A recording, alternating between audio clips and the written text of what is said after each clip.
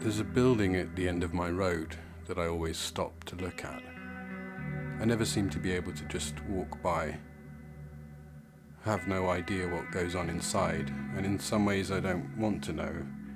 I'm content just to look at this grey-brown edifice, its barred windows, the weeds that grow on all sides, the grimy, corrugated concrete walls. For some reason, I never pass it without thinking of Thomas Ligotti.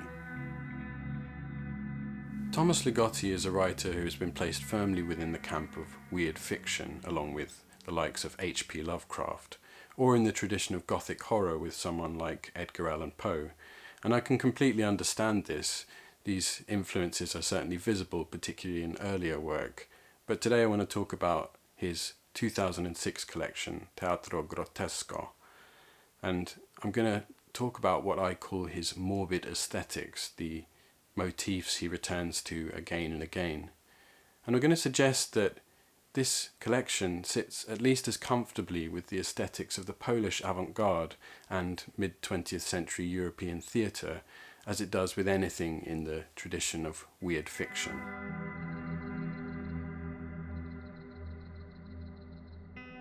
One of the most conspicuous aspects of Thomas Ligotti's aesthetics is his attention to low objects, to the decayed, the ruinous, and the dilapidated.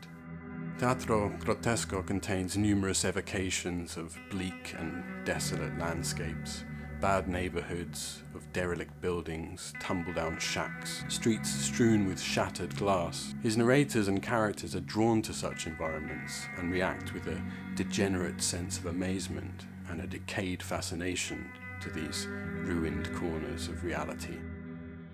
In the story The Bungalow House, the narrator finds in a tucked-away art gallery a series of cassette tapes containing the dream monologues of an unknown artist, extended descriptions of decrepit, run-down spaces.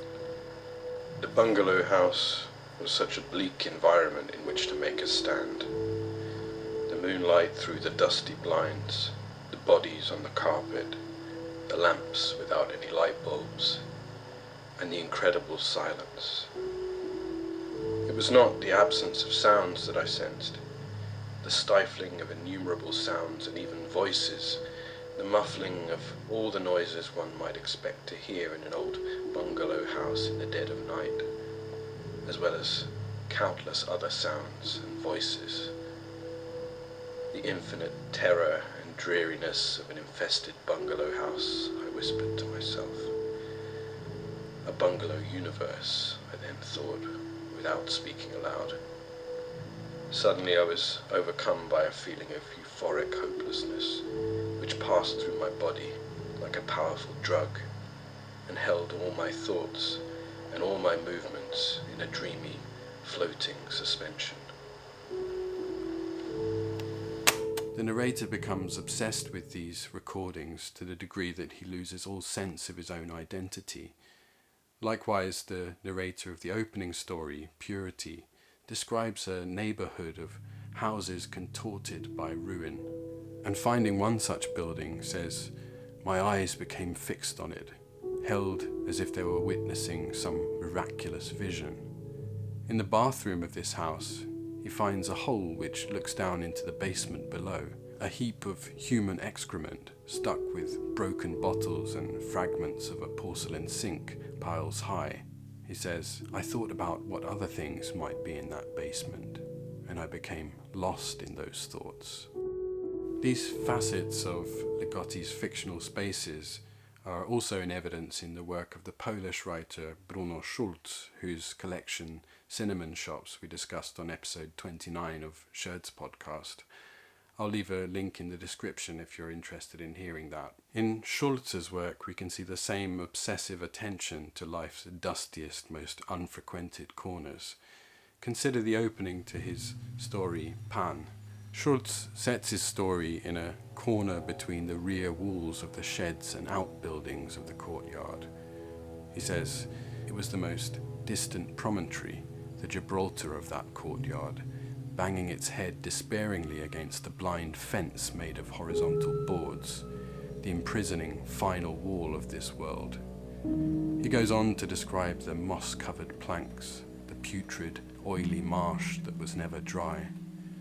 These unloved, secluded recesses of the world are a large part of the landscape of Schulz's imagination, and they're certainly very much in evidence in Ligotti's work too. The Polish literary critic Artur Sandauer used the term Rzeczywistość zdegradowana, or degraded reality, to describe Schulz's response to the rampant commercialism and the cheapening of life in his own time. And I feel that the term can be applied just as easily to Ligotti's vision of small, moribund and ramshackle towns, where entropy has worked its slow, silent corrosion, eating away at reality to leave only a moth-eaten simulacrum. On a recent trip to Kraków, I visited the museum Krikoteka, which is dedicated to the life and work of the Polish painter, happenings artist and theatre director Tadeusz Kantor. At the core of Kantor's work is the concept of realność najniższej ranki, or reality of the lowest order. In a text of the same title, Kantor speaks of the need to accept that reality which was wrenched and separated from the everyday as the first element of the creative process. An observation that a discarded object, which is at the threshold of being thrown out, which is useless, garbage, has the biggest chance to become the object of art and the work of art. I called it the reality of the lowest rank. My artistic process has always been faithful to this new definition and its scandalous consequences. The text then catalogues these objects on the threshold of becoming matter: rags, tatters, garbage, refuse, musty books, moulded planks, waste. When entering the exhibition space at Krikoteka, an oppressive darkness renders objects half visible. Figures loom on all sides. Miscellaneous objects litter the room. Suitcases, boxes, wooden crosses, unnameable detritus. The longer you stay in the room, the more you feel as though you're walking through the pages of a Thomas Ligotti story.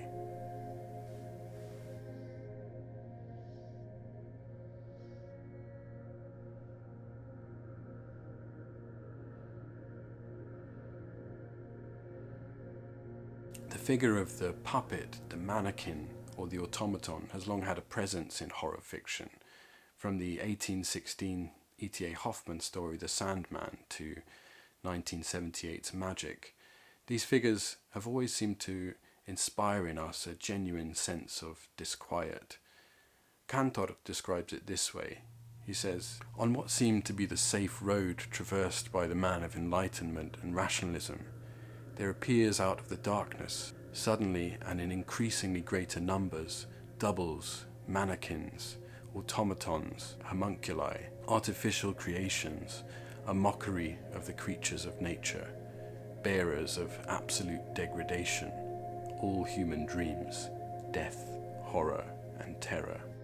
And the puppet is a recurring figure in Ligotti's work too. In the vivid and sinister tale The Clown Puppet, the narrator receives a series of visitations from an antiquated marionette that hovers in front of him in a reddish gold haze, wearing an expression of unchanging, dreamy malignance. For the narrator of the story, the clown puppet appears to be an outward manifestation of the outrageous nonsensicality of existence. Could the use of this symbol be at least in part due to the ambiguous position that such figures occupy in our culture? In giving them so central a role in his work, Ligotti seems to exploit our discomfort with these figures that hover upon the threshold between life and death. In his non-fiction work, The Conspiracy Against the Human Race, Ligotti discusses this discomfort. He writes, "Take a moment to consider the puppet. It is an object made somewhat in our image that does not know what we know, or believe ourselves to know, which amounts to the same thing.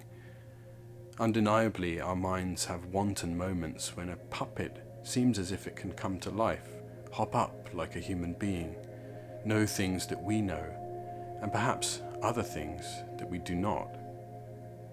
Then an insoluble psychological conflict erupts, a dissonance of perception that sends a tremor of supernatural horror through our being. For Bruno Schulz too, the mannequin is a key figure.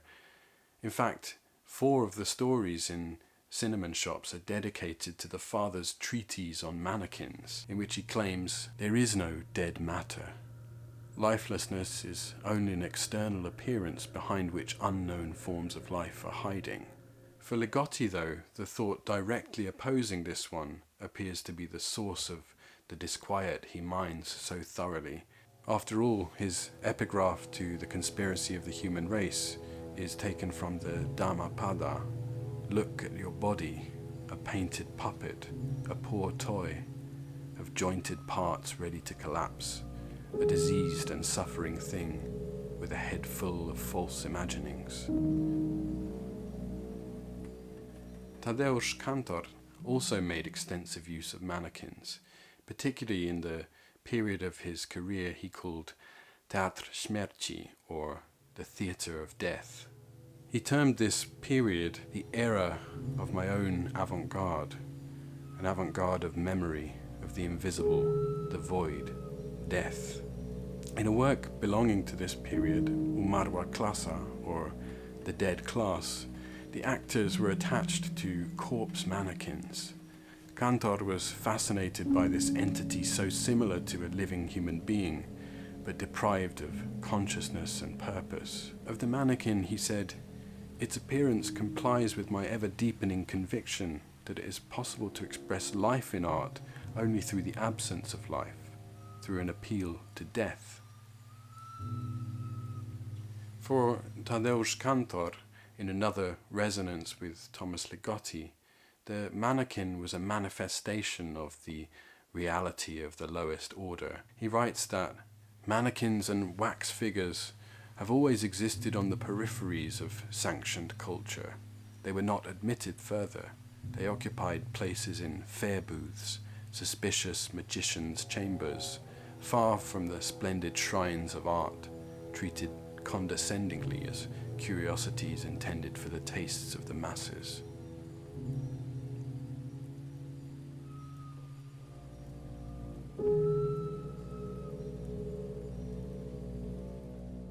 The last motif I want to touch upon in Ligotti's work is that of the circus and the spectacle. As might be guessed from the title Teatro Grottesco, there's a distinctly theatrical strain that runs through the book. Clowns, carnivals, magic shows and novelty toys come up again and again. However, to my mind, this carnivalesque iconography has its roots not in the scary clowns of popular culture such as Pennywise in Stephen King's It, or even in the real-life evil clown John Wayne Gacy. For me, Ligotti's methods are closer to the traditions of mid-20th century European theatre. In the 1950s, Kantor had begun to implement his concept of the autonomous theatre. In a manifesto of the same name, he writes, "Circus is at the roots of this theatre. Its comical shape, clownish character, which stretches beyond accepted life conventions, is like a filter through which human actions are passed to remove the particles that blur their perception and sharpness. The actor must reveal and relinquish his clumsiness, poverty and dignity to the spectator. He must appear defenseless in front of the audience." This dropping off of the illusory veil to reveal human beings as paltry, clownish figures has many resonances with the theatre of the absurd, which not only explored the irrationality of existence, its lack of order or meaning, just as Ligotti's work does, but also makes use of the iconography of the circus. Samuel Beckett's Waiting for Godot coupled this formlessness and existential despair with the clownish antics of his protagonists, Vladimir and Estragon, who spend the entirety of the play in an empty, liminal state of vague anticipation. Ligotti's story, The Town Manager, is, in my opinion, in profound dialogue with Beckett's play. The story introduces an explicit concern with the belief in God, his agency or lack thereof, and the entropic tendency of the universe, all recast on the scale of local government and lethargic bureaucracy. The citizens of the town are vaguely aware of the presence of their string of incompetent managers, who occupy successively more dilapidated dwellings, a sparse, unfurnished room on the edge of town, or finally a weather-beaten shed next to a ruined farmhouse. Instructions from the manager float into town, scrawled haphazardly on scraps of brown paper, messages from on high. The growing apathy of the townsfolk and their increasing tendency to recognize the meaninglessness of the hierarchy under which they live results ultimately in inaction, much as it does in the case of Vladimir and Estragon. As the consciousness of the absurdity of existence rises, so too does the grotesquely frivolous character of its manifestations, which draw upon the iconography of freak shows and fun fairs. The town is renamed Funny Town. A hardware store is rebuilt to house rooms upon rooms of lavatories. A barber shop is transformed into a gigantic playpen filled with stuffed animals and toys. Surely too there is an explicit reference to Beckett's play in the fact that a worker in Funny Town has the word attendant sewn into his uniform. The original French title of Waiting for Godot, of course, being En attendant Godot. Finally, towards the end of the story, the narrator flippantly comments that he was thinking of ending things, which echoes Vladimir and Estragon's clownish contemplation of suicide at the end of Beckett's play. Why don't we hang ourselves? With what? You haven't got a bit of rope? No. Then we can't. Let's go. Oh, wait. There's me belt. It's too short. You could always hang on to me legs. And who'd hang on to mine? True. Both texts seemingly end in precisely the same way. They end with the only option for the predicament of their characters, a dispassionate resignation to the absurdity of existence, and ultimately an acceptance of its continuation. Of course, there's a lot more to say about these resonances in Ligotti's work, but for now, let me know if you see these kinds of parallels in his stories, or even if you would place his work in a completely different tradition. If you enjoyed the video, please consider subscribing to the channel. Thanks so much for watching, and take care.